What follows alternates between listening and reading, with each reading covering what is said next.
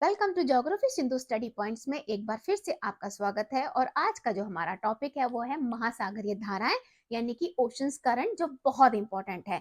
Oceans current की जो definitions है बुक्स में डेफिनेशंस है, सागर में जल के क्षैतिज रूप से एक निश्चित दिशा में जो प्रभाव होता है उसे हम महासागरीय धाराएं बोलते हैं। इनका वेग 2 से 10 किलोमीटर तक होता है।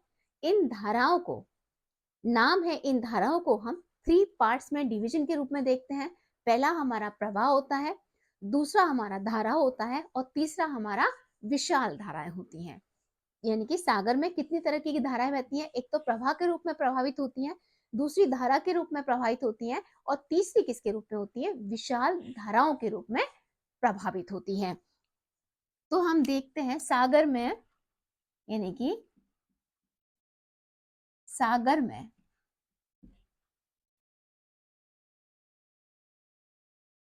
जल के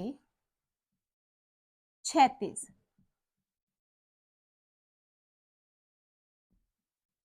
रूप से एक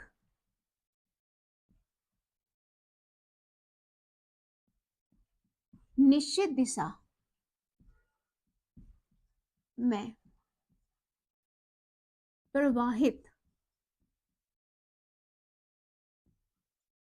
प्रवाह को महासागरीय धारा बोलते हैं, धारा कहते हैं। ये कितने किलो इनका जो कितने एरिया होता है, कितने किलोमीटर तक होता है, इनका जो वेग होता है वो 2 से 10 किलोमीटर प्रति घंटा घंटा इनका वेग होता है। ठीक है। अब महासागरीय धाराएं जो होती हैं उन्हें हम 3 रूपों में, इन धाराओं को हम 3 रूपों में देखते हैं। ठीक है। यानी महासागरीय धाराएं क्या कौन सी होती हैं, पहले तो प्रवाह के रूप में होती हैं फर्स्ट में, सेकंड में होती है ये धारा के रूप में, और थर्ड में आ जाता है ये कौन सी होती है, विशाल धारा। विशाल धारा इस रूप में ये प्रभावित होती है, यानी कि प्रवाह के रूप में, धारा के रूप में और विशाल धाराओं के रूप में ये प्रभावित होती हैं। उसके बाद में हम लोग देखते हैं कि महासागरीय धाराओं का निर्माण कैसे होता है, यानी कि महासागरीय धाराएं बनती कैसे हैं, इनका क्या रीजन होता है। क्योंकि देखो समुद्र हमारे हैं, अटलांटिक ओशन हो गया, फिर हमारा प्रशांत महासागर हो गया, तो जो ये समुद्र हैं उनमें हमारे समुद्र हैं, ठीक है, माना हमने समुद्र है, इसमें हमारा जल भी होता है। इसमें धाराओं का जो निर्माण है वो कैसे होता है, क्योंकि धाराएं हमारे 2 तरीके की होती है, गर्म धारा भी होती है और ठंडी धाराएं भी होती हैं। गर्म धारा और ठंडी धारा जो होती है वो सभी लोग जानते हैं कि विषुवत रेखा से और ध्रुवों से आने वाली पवनें, क्योंकि पछुआ पवन भी इसमें आ जाएंगी। जो पछुआ हमारी व्यापारिक पवनें, यानी कि हमारी ये पवनें जो होती हैं, पछुआ पवन होती हैं, व्यापारिक पवनें होती हैं हमारी, और दूसरी हमारी क्या, ध्रुवीय पवनें होती हैं।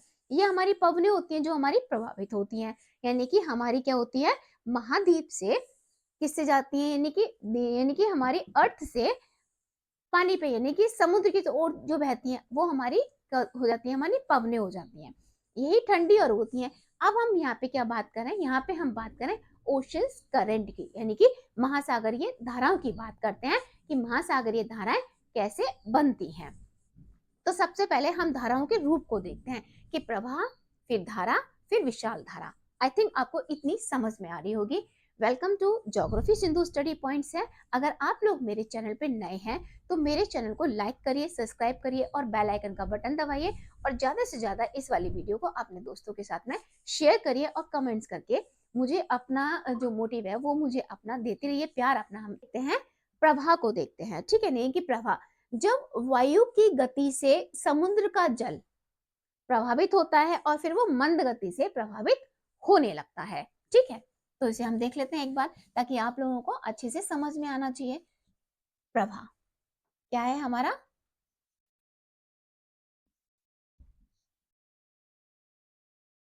जब सागर का जल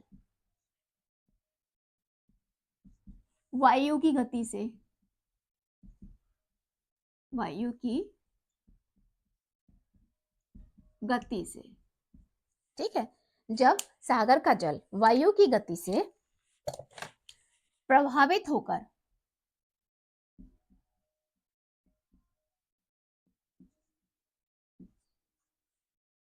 मंद, मंद मतलब स्लो मोशन में, मंद गति से आगे बढ़ता है तो उसे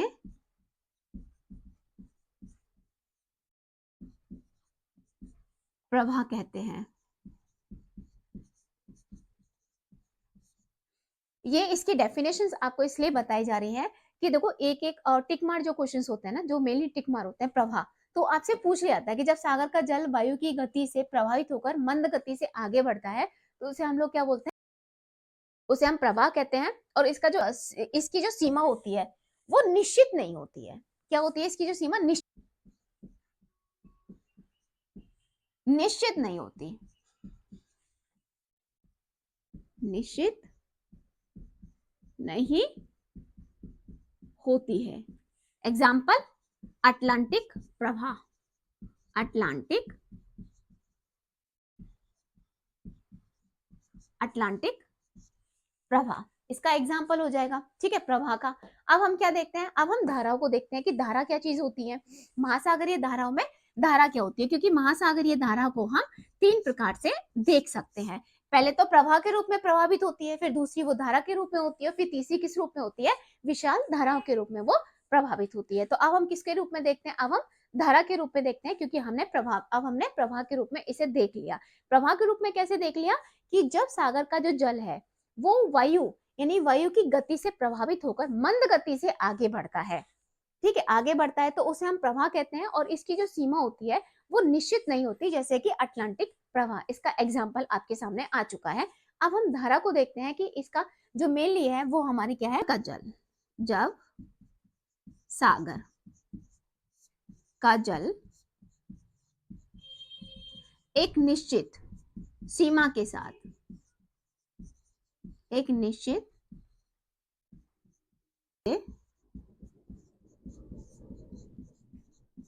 तीव्र गति से प्रवाहित होता है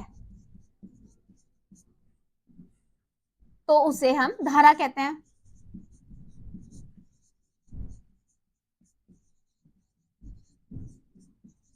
तो उसे हम क्या कहते हैं? धारा कहते हैं। जब सागर का जल एक निश्चित सीमा के साथ तीव्र गति से आगे बढ़ता है तो उसे हम क्या कहते हैं? उसे हम धारा कहते हैं, ठीक है, प्रवाह कहते हैं।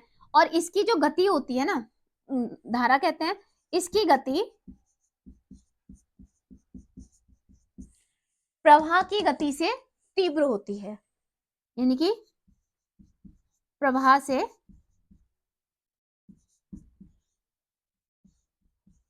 तीव्र होती है, ठीक है, प्रवाह की गति से इसकी तीव्र होती है। अगर आप पूछेंगे कि मैम इसके एग्जाम्पल, तो इसके एग्जाम्पल है आग वाला सा, आगुल, आगुल, आगुलहास धारा,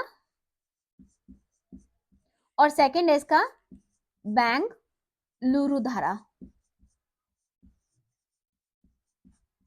ये इसके दो एग्जाम्पल हैं, यानी कि इसकी जो गति है ना, देखो इस एक निश्चित सीमा के अंदर बढ़ती है और इसकी गति तीव्र होती है, तो प्रवाह से धारा की जो गति है वो तीव्र होती है। और अग्लुहासा धारा और कौन सी धारा है हमारी? वेंगुलर धारा इसके एग्जाम्पल है।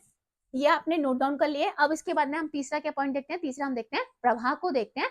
उसके बाद हम लोग डीप में हम ये समझेंगे कि महासागरीय जलधाराओं का निर्माण कैसे होता है। ये बस ये बताया है कि जो धाराएं होती है ना वो तीन टाइप की धाराएं होती हैं। कौन कौन सी होती है? प्रवाह होती है और धारा होती है और विशाल धाराएं होती हैं। क्योंकि महासागरीय धाराएं भी इसी हिसाब से बहती है, जो हम आगे पढ़ेंगे तो फिर कंफ्यूजन ना रहे कि ये तो प्रवाह है या फिर धारा है या विशाल धारा है। एकदम डिक्टू पॉइंट टू पॉइंट के साथ हम लोग आगे बढ़ रहे हैं। अब हम देखते हैं अपनी, इसको देखते हैं हम लोग अपनी विशाल धारा को देख लेते हैं। जो हमारी क्या आती है? मंद एक निश्चित सीमा के साथ और तीव्र धारा के साथ में, ठीक है, क्या है?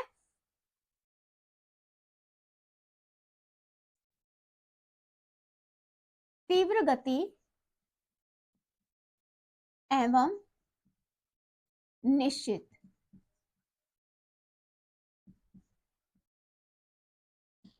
के अंतर्गत, निश्चित सीमा के अंतर्गत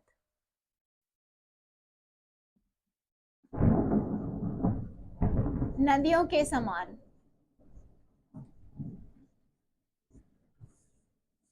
प्रभावित होने वाले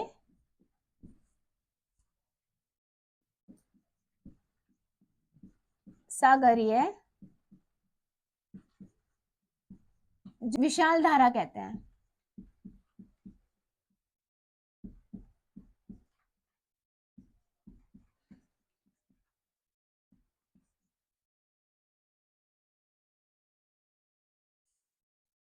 तीव्र गति एवं निश्चित सीमा के अंतर्गत, यानी कि तीव्र गति एवं निश्चित सीमा के अंतर्गत नदियों के समान प्रभावित होने वाले सागरीय जल को विशाल धारा कहा जाता है, और इसकी जो गति होती है वो सर्वाधिक तीव्र गति होती है। तो हमने अभी तक क्या समझा? हमने ये समझा कि हम लोग महासागरीय धाराओं को 3 पार्ट्स में देख लेते हैं, ठीक है। यानी कि हम लोग पहले प्रवाह देखा, फिर धारा देखी, अब हमने क्या देखा? विशाल धाराएं हम लोग देख रहे हैं। अब हमने ये धाराओं को तो हमने एक बार देख लिया, अब उसके बाद में हम क्या देखते हैं कि महासागरीय जल में धाराओं की उत्पत्ति यानी कि कैसे होती है। तो देखो, सबसे पहले क्या होता है, ये हमारा हमने बताया, ये क्या होता है,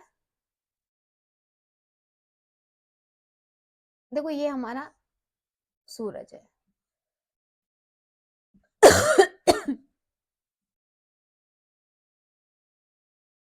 ये हमारा सूरज हो गया, यहां से इसकी किरणें आ रही हैं, ये हमारा जल है,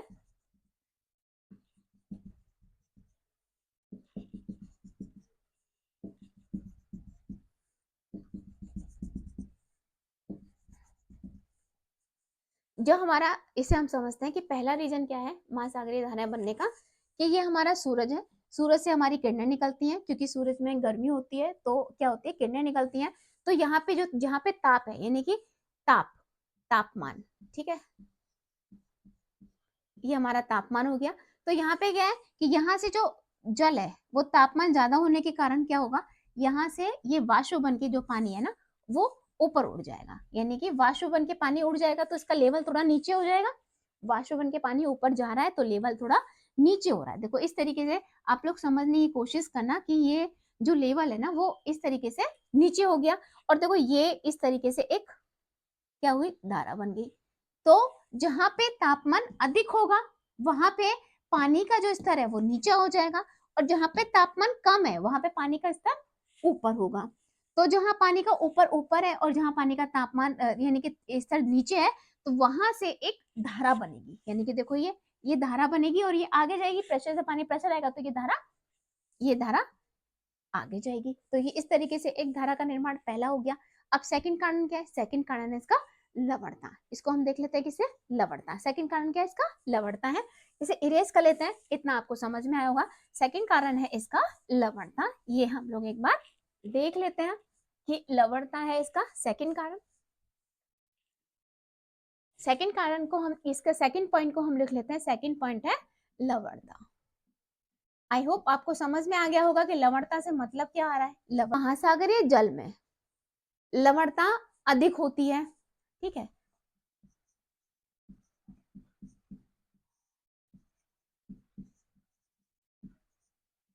अधिक, और यहाँ लगते हैं लवणता कम, ठीक है। यानी महासागरीय जल में जब लवणता अधिक होती है तो क्या होगा, घनत्व अधिक हो जाएगा। साइंस के बच्चे समझेंगे, लवणता अधिक है तो घनत्व अधिक होगा, जिससे जल क्या होगा, भारी हो जाएगा, ठीक है। जब जिससे जल क्या होगा, भारी होगा, और भारी होकर वो जल क्या होगा, नीचे बैठ जाएगा, ठीक है। यानी कि जब नीचे जल बैठ गया तो फिर से वही वाली बात आ जाएगी। और यहाँ पे लवणता कम है तो यहाँ पे इसका मतलब क्या है कि घनत्व इतना नहीं है, तो जल क्या है, हल्का है, तो ये जल ऊपर होगा। तो जो हल्के वाला जल है, जो ऊपर है, वो जो नीचे बैठा हुआ जल है, वो पीछे से प्रेशर आके वो धारा के रूप में आगे बढ़ेगा और यहाँ पे आके इसका स्थान ले जाएगा।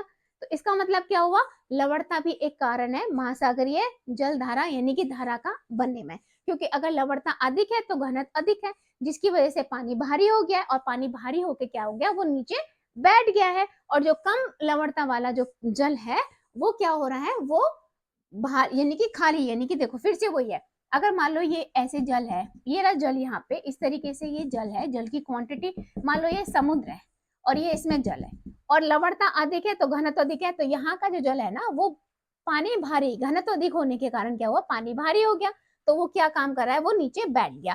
तो यहाँ से फिर से कम लवणता वाला जल जो है वो हल्का है, और हल्का जल आके भारी जल में धीरे धीरे फ्लो करके वो इस तरीके से लहर बनाता हुआ भारी जल के ऊपर आ जाता है। तो इस तरीके से भी हमारी धारा का निर्माण हो जाता है। इतना आपको समझ में आ रहा होगा। अब हम चलते हैं अपने थर्ड पॉइंट की ओर कि महासागरीय धाराओं का निर्माण थर्ड पॉइंट में कैसे होता है। दो पॉइंट आपको समझ में आ गए, एक तो तापमान यानी कि सूर्य की रोशनी की वजह से जो वाष्पन के पानी उड़ गया, दूसरा क्या है लवणता की वजह से जिससे कि घनत्व अधिक हो गया और पानी भारी होकर नीचे बैठ गया। अब तीसरा हमारा कारण क्या है उसे हम देख लेते हैं।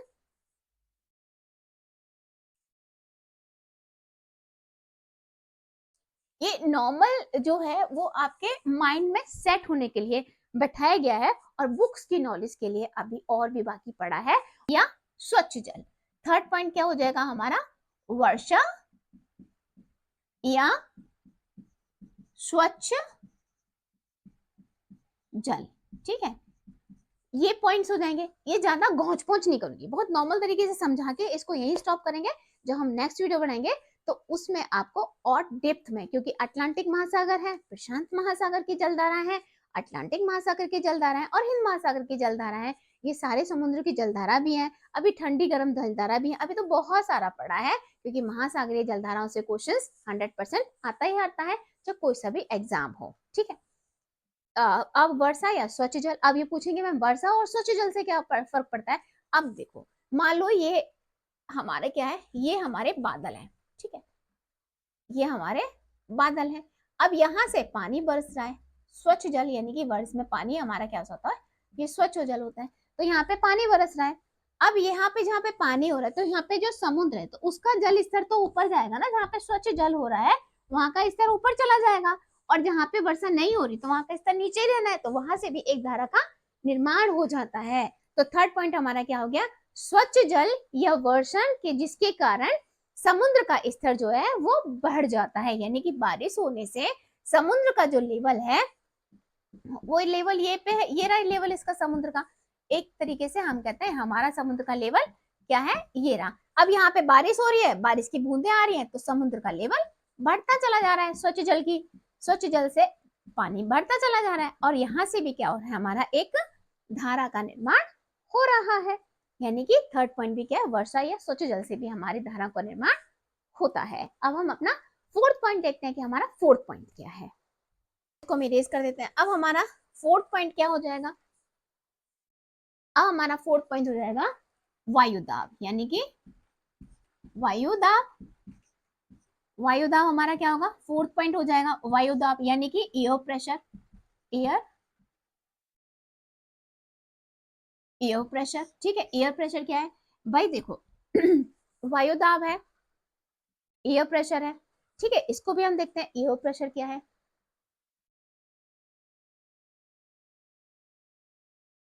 यहाँ पे हम देखते हैं प्रेशर, लो प्रेशर, और यहाँ पे हम देखते हैं हाई प्रेशर। ठीक है,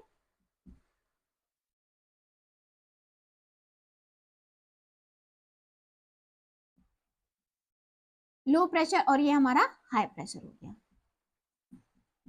एयर प्रेशर, एयर प्रेशर में जो हमारा लो एयर प्रेशर होता है ना, वहां पे क्या होती है कि जो हमारी समुद्र यानी कि पानी की जो सतह है वो क्या होती है, वो ऊपर रहती है, और हाई प्रेशर में क्या होता है कि पानी जो है ना वो हमारा नीचे बैठ जाता है, यानी कि हाई प्रेशर और लो प्रेशर, यानी कि जहाँ पे वायुदाब अधिक होता है वहां पे पानी क्या होता है, नीचे बैठ जाता है, और यानी कि पानी का स्तर नीचे हो जाता है, और जहां पे वायु दाब कम होता है वहां पे पानी का स्तर ऊपर हो जाता है, तो वहां से भी एक धारा का निर्माण हो जाता है। ये है हमारा एयर प्रेशर।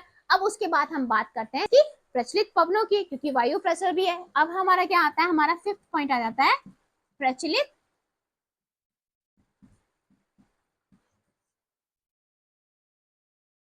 पवन है, प्रचलित पवनें। अब प्रचलित पवनें क्या होती है, इनको हम लोग एक बार समझ लेते हैं कि प्रचलित पवनें क्या होती हैं। ये प्रेशर आपको समझ में आ गया होगा। देखो जहां पे बहुत अधिक प्रेशर हो रहा है, यानी कि किसी पे बहुत अधिक दाब पड़ रहा है, तो वो क्या होगा, कोई भी अच्छी सी चीज है वो भी ज्यादा प्रेशर होने से वो चीज नीचे बैठ जाती है, और कम प्रेशर नहीं होता है, जहाँ पे प्रेशर कम होता है वो चीज वैसे ही ऊपर बनी रहती है। तो प्रेशर पड़ेगा तो कोई चीज पुश होगी, नीचे पुश होगी। तो ये प्रेशर वाला भी आपको अच्छे से समझ में आ रहा होगा।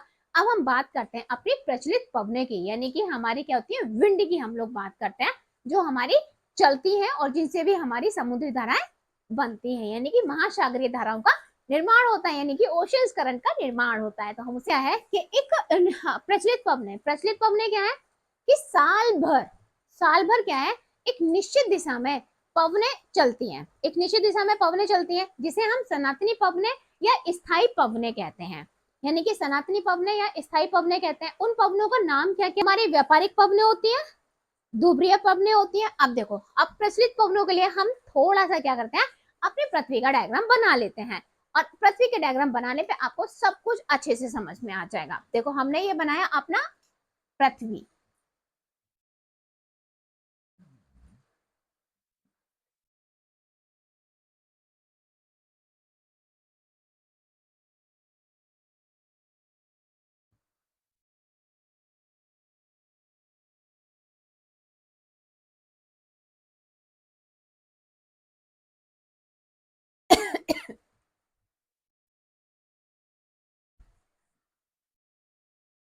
ये है हमारी पृथ्वी है, ये हमारी विषुवत रेखाएं मान लीजिएगा, ये हमारा ध्रुव हो गया। तो यहाँ पे क्या है, हमारी व्यापारिक पवनें चलती है, ठीक है, और हमारी क्या चलती है, ध्रुवीय पवनें चलती है, और हमारी पछुआ पवनें चलती है, ठीक है। यानी कि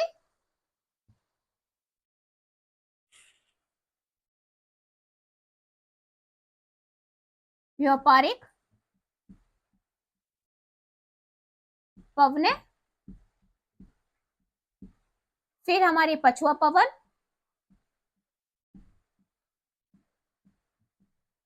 फिर हमारी ध्रुवीय पवनें, ये हमारी पवनें चलती हैं। यानी कि व्यापारिक स्थायी, अगर हम पवनों की बात करते हैं, ठीक है, व्यापारिक पवन, पछुआ पवन और हमारी ध्रुवीय पवन है। तो हमारी ये 3 प्रकार की पवनें होती हैं, जिसे हम सनातनी या हमारी स्थायी हम पवनें कहते हैं, जो साल भर पृथ्वी के ऊपर चलती हैं। व्यापारिक पवनें चलती हैं, तो व्यापारिक पवनें क्या है, अपने व्यापारिक पवनें धीमी गति से समुद्र की जो लहरें होती हैं उन्हें अपनी तरफ ढकेलती हैं, ठीक है, जिससे कि समुद्र में जल का प्रभाव धीमी गति से समुद्र में जल का प्रभाव होने लगता है। तो ये क्या होता है, इससे भी हमारा महासागरीय जल का निर्माण होता है। अब एक और पॉइंट आता है, वर्षा और नदियों का जल जब समुद्र में आके मिलता है तो उससे भी क्या आता है, समुद्र का स्तर ऊंचा हो जाता है। जिस तट पे या जहां पे आके नदियों का जल समुद्र में आके मिलेगा, और नॉर्मल है वर्षा होगी, अभी मैंने आपको बताया, तो वहां पे भी समुद्र का जल ऊपर हो जाएगा। तो वर्षा, हमारा 6 पॉइंट क्या हो जाएगा, वर्षा और नदियों का जल,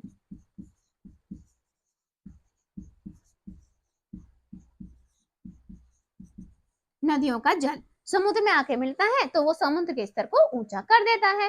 तो इससे भी हमारा 6 पॉइंट हो गया हमारा।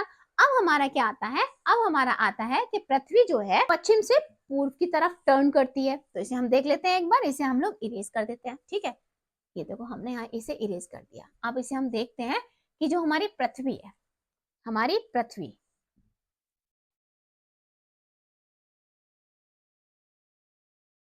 तो हम अपनी पृथ्वी को देखते हैं, ये हमारी पृथ्वी है, और ये हमारी क्या है, ये हमारी विषुवत रेखा है, ठीक है। अब भी हमारा ये पॉइंट भी आएगा। तो ये तो हमारी क्या है, ये हमारी पृथ्वी है, और ये हमारी क्या होगी, 0 डिग्री पे विषुवत रेखा हो गई। तो पृथ्वी ये हमारा पूर्व है, और ये हमारा पश्चिम, और ये पूर्व हो गया। तो हमारी जो पृथ्वी है वो पश्चिम से पूर्व की ओर घूर्णन गति है, वो ध्रुवों पे, ये हमारे क्या है, ये है हमारे ध्रुव, ये हमारे क्या है, ये हमारा ध्रुव है, ये भी नीचे हमारा ध्रुव है, ये हमारा विषुवत रेखा है 0। तो ध्रुवों पर जो इसकी घूर्णन गति जो होती है, पृथ्वी का जो टर्न एरिया होता है, ये जो पृथ्वी जो टर्न एरिया करती है, वो घूमर गति क्या होती है, ध्रुवों पर सबसे कम होती है, ठीक है। और विषुवत रेखा पर इसकी घूमर गति क्या है, सबसे अधिक होती है, ठीक है। इतना पॉइंट समझ में आ गया कि जो पृथ्वी है वो हमारी पश्चिम से पूर्व की तरफ घूम रही है, अपनी धुरी घूमती है, तो इसकी जो ध्रुवों पर जो गति होती है, इसकी जो घूमर गति होती है वो सबसे कम होती है, और विषुवत रेखा पर इसकी जो घूमर गति है वो सबसे अधिक है, ठीक है। अब देखो जो अधिक है तो सागर कहाँ पे है और महाद्वीप कहाँ पे है, सागर भी पृथ्वी पर है और महाद्वीप भी हमारे पृथ्वी पर है। जब घूमर गति विषुवत रेखा पर सबसे अधिक है और ध्रुवों पर सबसे कम है, तो भैया क्या असर होगा, भाई असर क्या होगा, असर ये होगा कि जो पृथ्वी है ना वो विषुवत रेखा पे इसकी गति सर्वाधिक है, तो समुद्र का कुछ जल राशि इसके प्रभाव में आकर जिस तरफ पृथ्वी घूम रही है उसी तरफ क्या है, जल भी अपनी गति को टर्न कर लेता है, यानी कि उसी दिशा में समुद्र का जल जो है वो प्रभावित होने लगता है। भाई बात ये थी इसकी घूमर गति को आपको समझाने की, जो आपको समझ में आनी चाहिए, ठीक है। अगर समझ में नहीं आएगी तो पॉइंट मिस हो जाएगा और आपसे प्रॉब्लम हो जाएगी, और आप मुझे कमेंट्स करके बताते रहिए, और वीडियो को लाइक और शेयर करिए, अपने फ्रेंडों के साथ में जरूर शेयर करिए। जो जल धारा विषुवत रेखा के साथ में, जो विषुवत रेखा पे बहुत अधिक है ना, तो इसके साथ में क्या है, जो जल धारा जल प्रभावित होता है उसे विषुवत रेखा को क्या नाम देते हैं, इस जलधारा को नाम देते हैं प्रति विषुवत रेखीय जल, विषुवत रेखीय जल या विरुद्ध विषुवत रेखीय जल।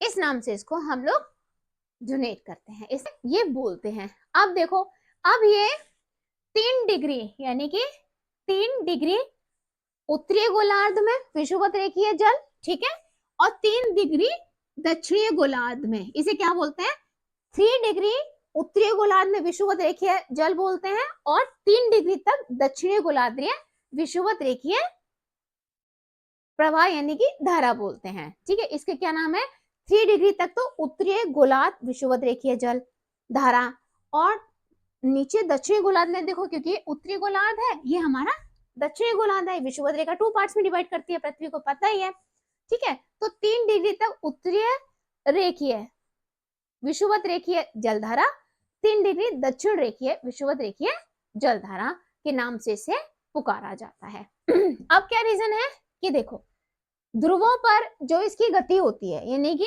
जो पृथ्वी की घूमर गति ध्रुवों पर सबसे कम होती है, तो यहाँ का जो जल है वो तो अपने ही डायरेक्शन में ही बहेगा, ये इस तरीके से बहेगा, ठीक है। इतनी बात आ गई समझ में। अब हम बात करते हैं कि देखो ये विषुवत रेखा है, ये रही हमारी विषुवत रेखा, तो विषुवत रेखा पर ही जो सूर्य की जो ताप होता है, यानी कि सूर्य की जो सनलाइट होती है, सूर्य का जो रोशनी है, सूर्य का जो ताप है, यानी कि सूर्य सीधा चमकता है कहाँ पे, विषुवत रेखा पे सूर्य सीधा चमकता है। जब विषुवत रेखा पे सूर्य सीधा चमकता है तो विषुवत रेखा पे ही सबसे ज्यादा गर्मी होती है, इस चीज को समझना। जब विषुवत रेखा पे सूर्य अधिक चमकेगा तो विषुवत रेखा पे सूर्य की जो गर्मी है वो अधिक होगी, तो यहाँ का जल कैसा होगा, यहाँ का जल भी गर्म होगा, और ध्रुवों पे जल कैसा होगा, वो ठंडा होगा। अब इस बात को अच्छे से समझने की कोशिश करना कि विषुवत रेखा से जो जल धाराएं ध्रुवों की तरफ जाती हैं वो कैसी होती हैं, वो गर्म जल धाराएं होती हैं, और विषुवत रेखा से ध्रुवों से जो जलधाराएं आती हैं वो कैसी होती हैं, वो ठंडी जलधाराएं होती हैं। इसी तरीके से नीचे है, दक्षिणी गोलार्ध में विषुवत रेखा से दक्षिण ध्रुव पर जो जलधारा जाएगी वो गर्म होगी, और दक्षिण ध्रुवों से जो विषुवत रेखा पर जलधारा आएगी वो कैसी होगी, गर्म जलधारा होगी। तो गर्म मैंने स्टार्टिंग में ही बोला था कि जलधारा 2 तरीके की होती हैं। कौन सी जलधारा होती है, ठंडी जलधारा होती है और गर्म जलधारा होती है। अभी जो हमारा टॉपिक है उसमें हमें कोरोलिस बल भी है बताना है, कि जितनी भी पृथ्वी पर जितनी भी घूर्णन करने यानी कि घूमने वाली गतिमान वस्तुएं हैं, उस पे कौन सा बल लागू होता है? उस पे बल लागू होता है, कोरोलिस बल लागू होता है। अब इस वीडियो को हम लोग आगे नेक्स्ट वीडियो में हम लोग वॉच करते हैं कि आगे हम लोग क्या पढ़ते हैं। उससे पहले हमने क्या था, महासागरीय धाराएं पढ़ी थी कि महासागरीय धाराएं कितनी होती है। 3 इनके नाम बताए थे मैंने आपको। कौन कौन सी बताए थे? एक तो प्रवाह होता है, एक धारा होता है, एक विशाल धारा होता है। उसके बाद में मैंने आपको बताया था प्रवाह किस रूप में होती है, धारा किस रूप में होती है और विशाल धारा को हम किस रूप में, इनके एग्जाम्पल भी मैंने आपको बताए थे। उसके बाद बताया था कि महासागरीय जो जलधारा यानी कि महासागर में धाराओं का निर्माण कैसे होता है। तो वही हमारे टॉपिक चल रहे हैं। आगे जो पढ़ेंगे हम लोग नेक्स्ट वीडियो में